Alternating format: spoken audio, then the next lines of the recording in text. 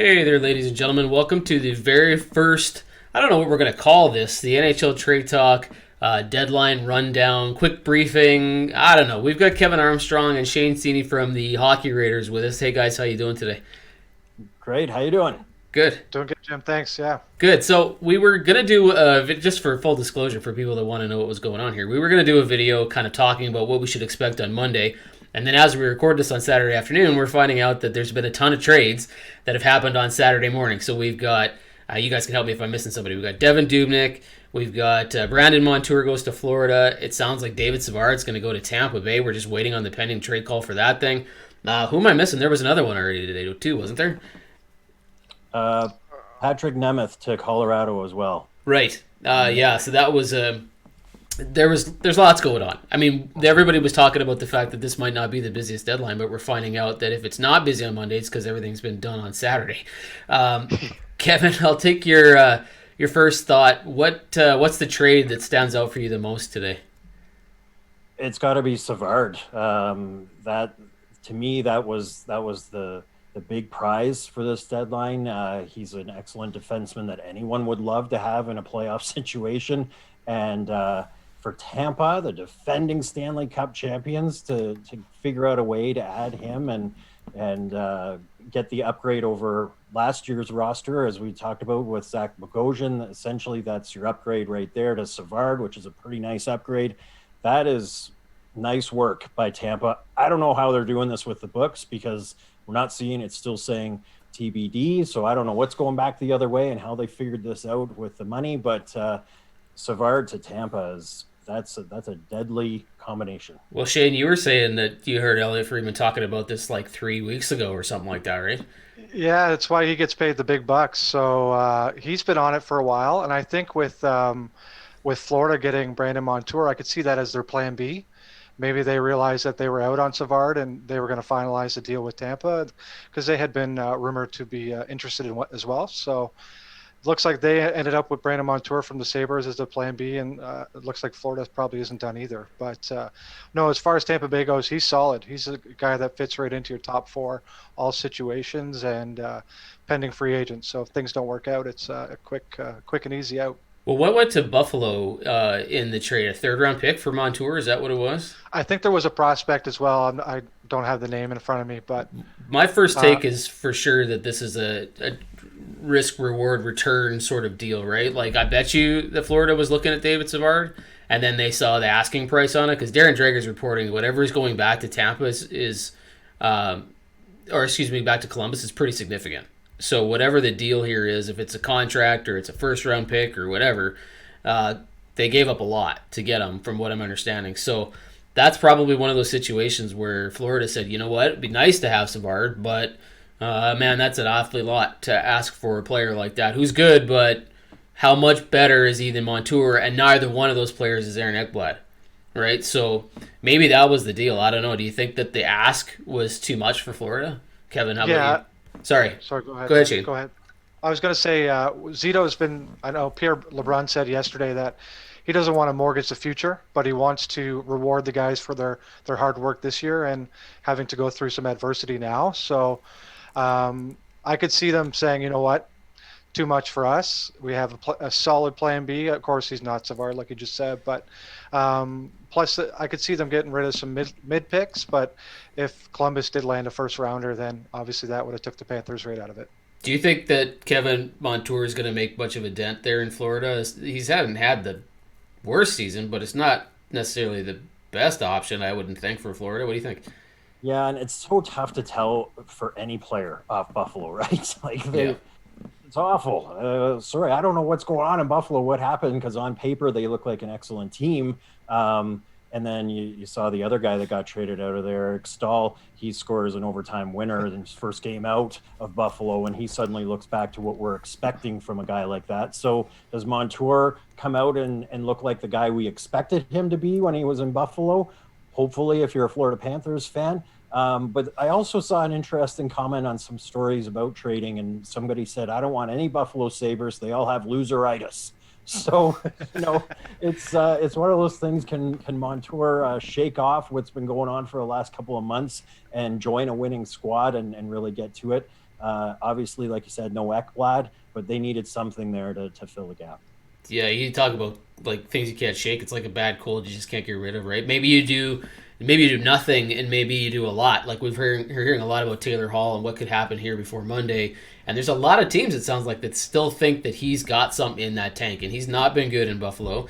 But we're gonna see. And Toronto's in the mix, maybe Boston's in the mix. We thought the Islanders and Florida Panthers were in the mix. Who knows what the Florida Panthers are going to do now that they've added Montour? But yeah, I don't know. One of the things I wanted to talk to you guys about, though, was Toronto, because both of you guys cover and watch exclusively, not exclusively, but extensively, the Maple Leafs, and they pulled off a little bit of a savvy trade yesterday, trading for Riley Nash from Columbus. Now, he's injured, so he won't be back before the end of the regular season, but there's a chance he could be back for the playoffs. It's a 7th-round conditional pick, which I think becomes a 6th if he plays in 25% of their games in the postseason. Is that right? So, Kevin, what's your immediate take on the trade itself? Because you're looking at this and going, okay, well, we're adding a player who's not going to play for us, but he could come back in the playoffs. Do you think Toronto likes Riley Nash as an option for them in the postseason?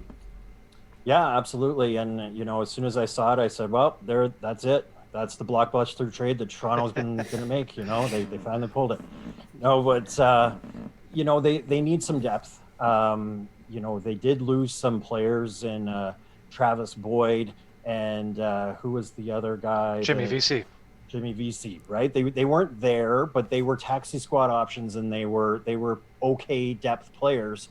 But they had to put them on the waiver wire in Vancouver, scoop both. So they did need to find a few depth role players, and a veteran guy like that's seen it all. And that's a good addition for not a lot, like a 7th and maybe a 6th. Like that's not a lot to give up for a guy like that to bring in. Well, they added him to LTI today officially. Frederick Anderson's on LTI, so I guess it's like 7 change or something that they've got now cap space. Shane, do you guys have any idea what this cap space situation really sort of is? I had a lot of people asking me when I wrote the article yesterday saying, well, how does this actually increase their cap space? And I don't know that it necessarily does, but what it gives them is a window here if neither one of them come back before the end of the regular season, because once they come back in the playoffs, their cap space doesn't matter anymore.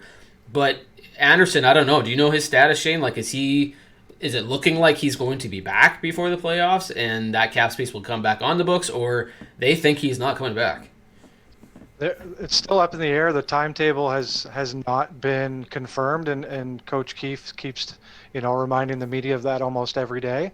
But if he's out for the rest of the year, not only is he a wild card come playoff time, if he's even able to get back up to speed, because the playoffs is a totally different beast, and he struggled this year. It's not like he's been playing well before he got hurt, so it's a risky deal there. So they're going to have to go out and get somebody. I've had David Rittich from Calgary kind of on my radar for the whole year, and Calgary's out of it now, and you can insert him into the lineup rather quickly as opposed to waiting at least that 7-day window. So he's somebody to look for, a pending free agent that not really that expensive. And I don't know if Calgary has anything else that they're interested in. Sam Bennett's probably not, but I could see them looking at the Flames goaltending for an upgrade, because Colorado saw it last year. Michael Hutchinson can get you make some key saves, but he can't win a playoff series. Kevin, I asked you yesterday in our THW, the Hockey Raiders, NHL Trade Deadline primer series that came out when it came to Toronto, that you thought for sure they should grab a goaltender. Is Riddick the guy that's on your radar too, or do you have somebody else that you're thinking they should be going after here? Well, it is. He's on there for sure, and he has to be in that top 3 pile. He played excellent against Toronto. He's one of those guys. Anyone in Alberta will remember the stick toss. He's an emotional player, so he can be great at times and he can be awful at times. But definitely, I think he would be out there because the Flames are that close to being officially out. So if they could get anything for him, then why not? But one of our Hockey Writers guys put up a really interesting argument to bring Darcy Kemper out of Arizona, and he took a lot of heat from Desert Dog fans, but I think that's a guy that could actually be a future in the net for them. How much would he cost right now is a lot too. But I don't know if you guys did see that one of the guys that they called about in Allmark out of Buffalo, Friedman was just saying this morning that he believes the Sabres are now working on a long-term deal with Allmark. So he's kind of off the list for a potential trade. That makes sense. I mean, he's a pretty good goaltender. He's a starter. I mean, unless you absolutely are getting a huge return for Allmark, why would you move him, right? And Buffalo's probably not in a situation where they're getting anything close to what they were hoping they were going to get for most of the people that they've put up on the trade board here. Like, I would be shocked if Hall goes for that first-round pick, but if there's a trade and sign scenario where he's worked out an extension with a team, and like I know wearing an Oilers shirt and I'm an Edmonton guy and I cover the team a lot and there's tons of talk about that, but I could see like St. Louis, Minnesota, Edmonton, like those teams might be going, okay, well, we're interested in Hall, don't want to move a first for him, but if he's signed and he's willing to sign for $5 million for 3 years, whatever, I mean, then it becomes a little more interesting, right? I'm still watching as I'm looking at my phone here to see if the Savard stuff has come through, and I haven't seen it yet. I don't know if you guys have, but we're trying to keep our eyes on that and maybe break this as we're on and recording here. Any other trades that you're watching for, Shane, specifically, like names you're keeping an eye on here before Monday? Yeah, a couple. One is Miles Wood out of New Jersey. A lot of teams could use him. A lot of playoff-bound teams could use his speed and size. Leafs in particular. I know I've linked him to Pittsburgh a couple of times just because he kind of fits that need there for a physical winger. But another name too is Scott Laughton out of Philly. He's been rumored to be potentially on the move. But with the Flyers being as close as they are to a playoff spot, I just don't see those teams that are only 5 to 6 points back selling off a player of his caliber. So two names that I think are out there, but as we know, Taylor Hall's going somewhere. And I know you mentioned Minnesota earlier. They've been dying for some talent up front and kind of got lightning in a bottle with Kaprizov. So having Hall on their second line there for the next 5 years is something Bill Guerin probably wants to do. What about you, Kevin? Is Hall the name that you're watching, or is there somebody else that you're kind of intrigued about here in the next couple of days? I put an article up on the Hockey Writers recently, and it kind of stated my situation when it comes to Taylor Hall. I think he's all overhyped, and he's extremely underwhelming. Every team he goes to becomes a losing team. So, yeah, everyone keeps talking about him because 10 years ago he won back-to-back Memorial Cups, and he looked amazing. First-round draft pick, but Edmonton never made the playoffs with him there. New Jersey had a great 1 year there, goes to Arizona, and that team goes from first to fifth and hunted in the first round, and then goes to Buffalo, and we all know what happened in Buffalo. So Taylor Hall, sure. Palmieri and the Islanders have kind of set that bar that they're clearly somebody's looking for a first round pick for Hall. And I think there's a bunch of teams right now that are playing chicken with who's going to actually offer up a first round. And I think that also says a lot that no one's jumping on that yet, because that's the asking price that's out there, and no one's putting it up there. What I would love to do, though, how Toronto right now, they have that Amazon production team following them for that series that they put with sports teams, All In, something like that. Yeah.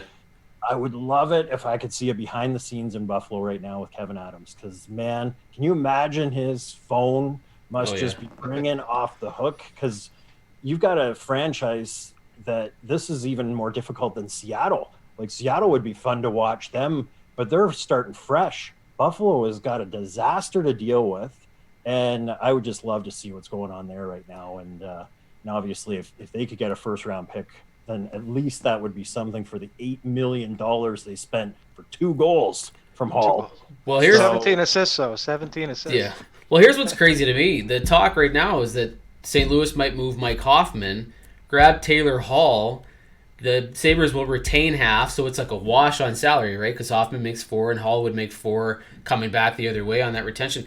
So essentially you're trading Hoffman for Hall, and Hoffman, as much as maybe he's underperformed what the Blues thought he was going to do as a free agent, he's been okay, and Hall hasn't. So again, we're back to that conversation about whether or not Buffalo is just the reason everybody's down in the dumps, or if Hall's sort of lost his... Like, Kevin, would you trade Hoffman for Hall at this point? Nope. What about you, Shane? Anywhere close to anything. No, no, I like Hoffman. He's a power play specialist. He's got a booming one timer, and Taylor Hall he just skates really fast and catches people by surprise. And he's a bit physical for being an offensive minded player. But no, I like Hoffman. And hey, if the Leafs don't think Galchenyuk's going to stick on that second line, that's somebody that can slide in there and provide that second power play with some added jam too. Yeah, it'll be really interesting to see whether or not this cap space that Toronto has found a window to use is actually available to use. If it's something that will not go away before the end of the regular season, or if it will last. Because if it lasts and they know something that not everybody else knows, like Anderson's not coming back, stuff like that, I expect the Dubas is going to be active. Am I reading that wrong?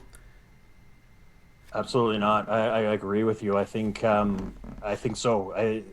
The guy is, everyone gets on him for being the analytics geek and everything else. He's been shuffling papers all season long to keep under the cap. And now he's figured out a way 2 days before the deadline to suddenly come up with $7.5 million and be a buyer out there for big product. He's going to be making some big moves. And it'd be fun to watch that one too. I guess we'll have to watch Amazon in a few months to see exactly what Dubas is doing behind the scenes right now. And Shane, I heard you say something before we came on the air here that his assistant GM or his assistant capologist or whatever it was that you were talking about has got to get some credit here because he's done some pretty incredible work finding those loopholes for Toronto. Is that true? Yeah, he basically helped create the salary cap for the NHL, so he knows the ins and ends and buts and where to dot your I's and cross your T's where needed to save a few bucks. And if you've been doing that the whole season, it's going to pay off come, April 12th. So they've always been creative with deals. I think was it last year they turned Garrett Sparks into like a third or fourth round pick. And he was, he didn't have that type of value. So it always seems like the Leafs everybody counts them out. And then all of a sudden they make one move to make another and surprise. They have all this money to spend. So I'm really interested to see what they do because Dubas came out, what was that, like almost a month ago and said, I'm willing to trade anybody, any of my prospects. I think Rasmus Sandin's probably the only untouchable, but as far as Timothy Liljegren goes and even Nick Robinson and Mac Hollowell and any of the goalies, those guys could potentially be gone Monday afternoon. So one prospect I think is Liljegren because he's been around for a little while now. He hasn't really gotten a shot. They have some depth on the right side. Mac Hollowell's maybe even jumped ahead of him a little bit on the depth chart. It's pretty neck and neck. So he's, former first-round pick that still has some upside. So some teams will still be interested, and he could fetch them with maybe a second-round pick. And I'd love it if they got rid of Pierre Engvall. But something like that could fetch them, that winger that they need or another center, or if Anderson's gone, it's the goalie that they really need. Well, we've been talking about Toronto not being able to make moves forever and that their top four on offense would have to go at some point, and it hasn't happened yet. So we know for sure that they've got something up their sleeve, and it'd just be interesting to see where it goes. Well, let's end this first one, this very initial NHL Trade Talk trade deadline video here. Maybe if there's more action today or early tomorrow, we can hop online real quick and get another rundown, go through this all. But Kevin, Shane, thank you very much. For everybody else, subscribe to our new YouTube channel. Go to thehockeyraiders.com, check things out. Go to NHL Trade Talk and check things out. Both of these guys, you can see their work on thehockeyraiders.com. And we'll give you more as soon as we have it. Thanks, guys. Thanks, Jim. Thank you.